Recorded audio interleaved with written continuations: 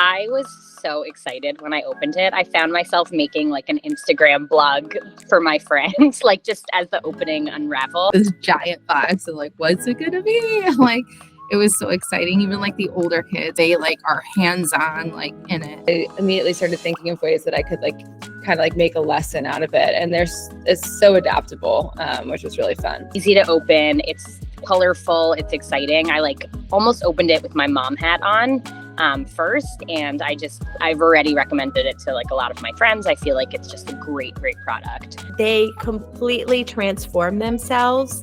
That kind of dramatic play evolves out of the Clixos. It's really cool.